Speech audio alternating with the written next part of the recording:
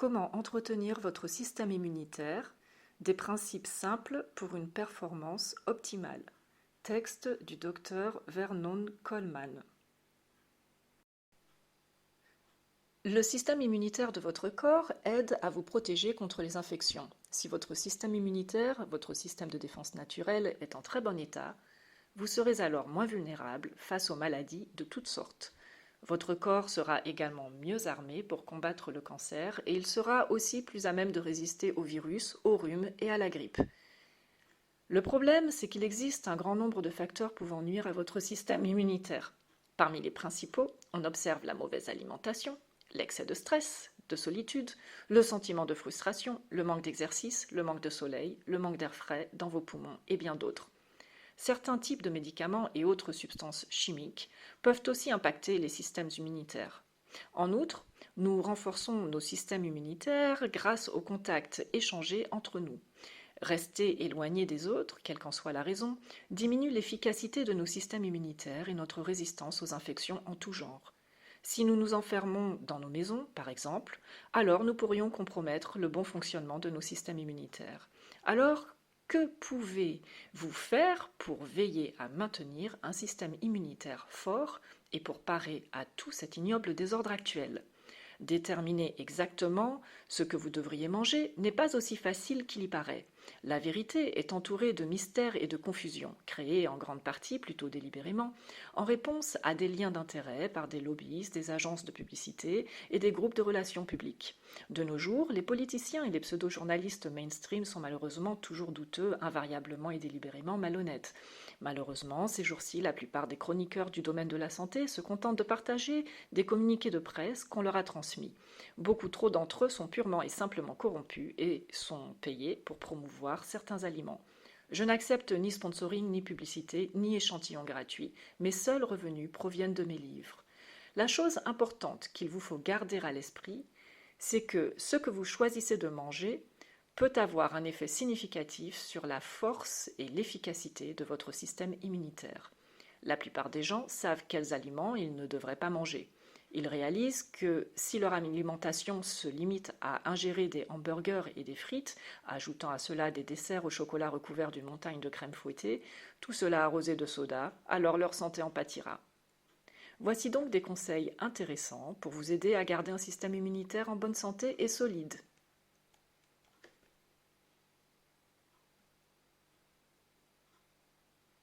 Si vous mangez des œufs, n'achetez jamais et ne mangez jamais des œufs dont les coquilles sont craquelées. Il est beaucoup plus facile pour un agent infectieux de s'introduire dans un œuf dont la coquille est craquelée.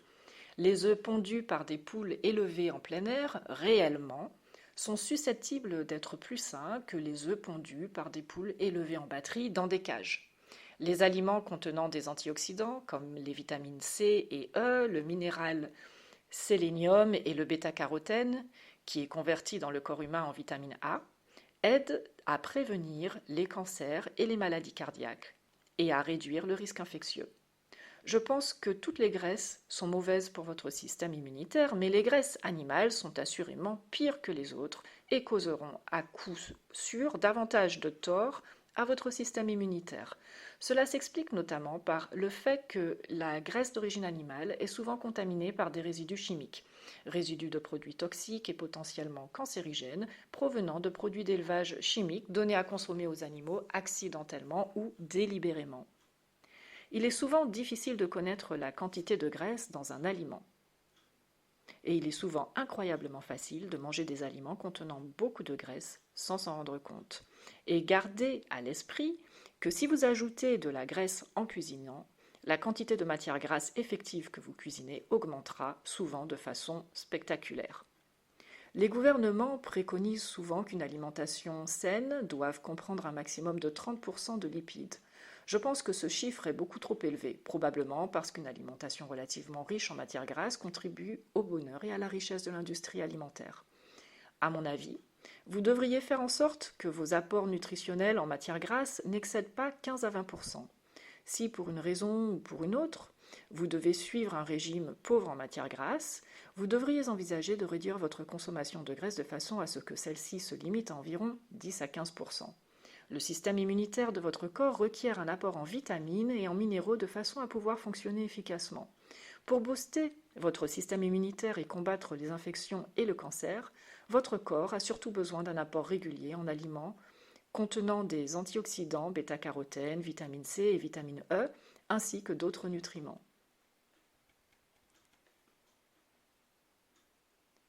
La carence en vitamine D est fréquente chez les patients souffrant d'infections.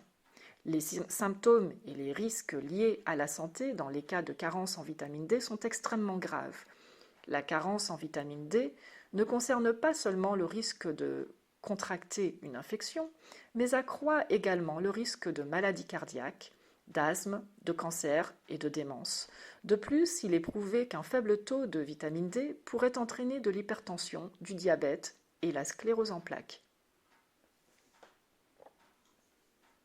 La vitamine D est essentielle, tout comme les autres vitamines, bien sûr, et sans elle, nos corps ne peuvent tout simplement pas fonctionner de façon optimale et la régénération cellulaire est moins performante. Une fois de plus, et ceci est une information vitale, la vitamine D est une vitamine essentielle à la prévention des infections. Pour la plupart des gens, la source de vitamine D la plus importante est le soleil. Passer trop de temps enfermé prive les gens de vitamine D et accroît le risque d'infection virale. Vous trouverez de la vitamine D dans les aliments enrichis en vitamine D, mais pour la plupart des gens vivant de façon confinée, la solution est assurément de prendre de la vitamine D en supplément. Prenons la peine de rappeler également l'importance du zinc. Le zinc est essentiel à la bonne santé du système immunitaire et peut aider à réduire la durée d'un rhume ou à en soulager les symptômes. Le zinc permet à votre corps de combattre les infections en stimulant la production d'anticorps. L'OMS a fait savoir que la carence en zinc pourrait être responsable de 13% des maladies telles que la pneumonie et la grippe chez les enfants de moins de 5 ans. Et la carence en zinc est fréquente chez les personnes âgées. Et cette carence est aussi une des causes principales les rendant sujettes aux infections. La solution la plus évidente est probablement de prendre régulièrement des suppléments.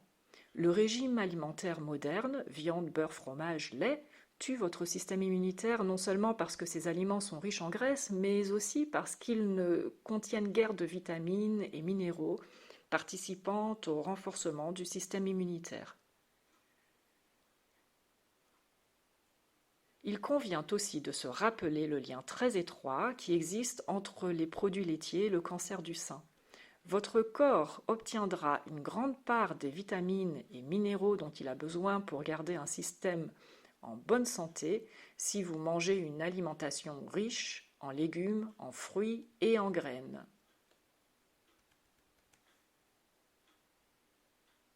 Toutefois, il est vital de savoir que les vitamines peuvent facilement être détruites. Les champignons, la laitue, les brocolis, les asperges et les fraises, par exemple, perdent toutes leurs vitamines très rapidement. Les aliments qui doivent être cuits devraient être cuits le plus lentement possible et à la température la plus basse possible. Afin de vous assurer que la nourriture que vous mangez conserve un taux élevé de vitamines et aide à préserver la bonne santé de votre système immunitaire, vous devez suivre quelques règles simples. Les voici.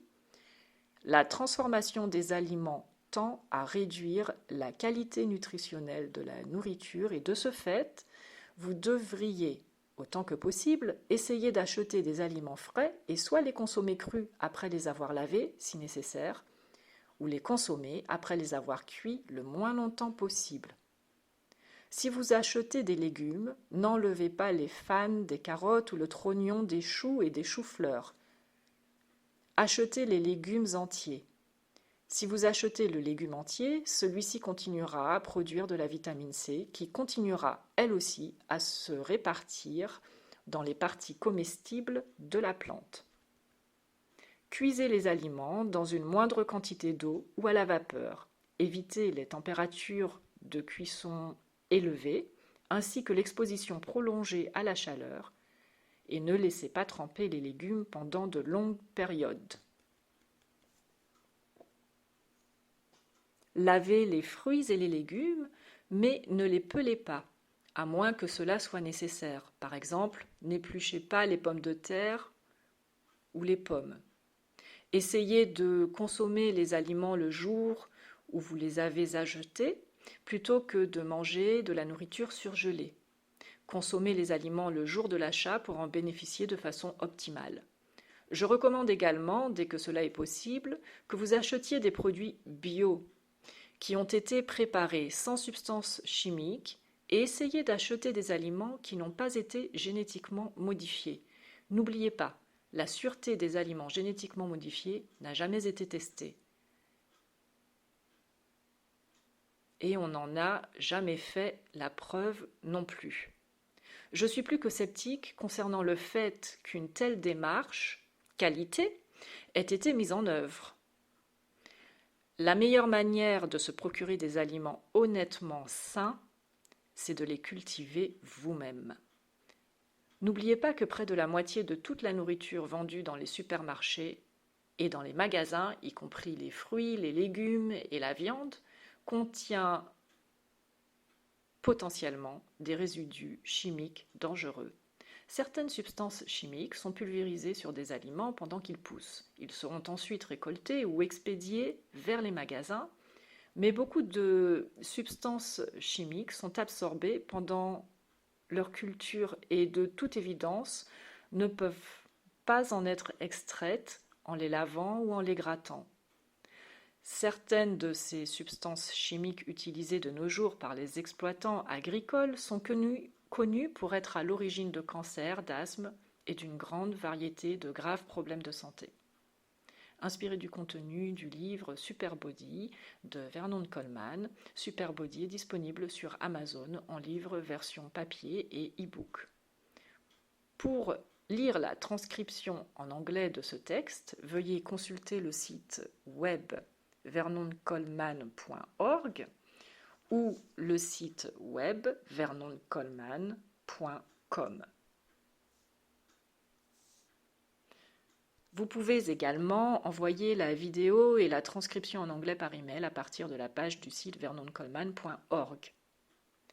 Et vous pourrez y visionner de nombreuses autres vidéos en anglais qui ne sont pas disponibles sur YouTube ni sur vernoncoleman.org. Les transcriptions de toutes mes vidéos y sont disponibles en anglais.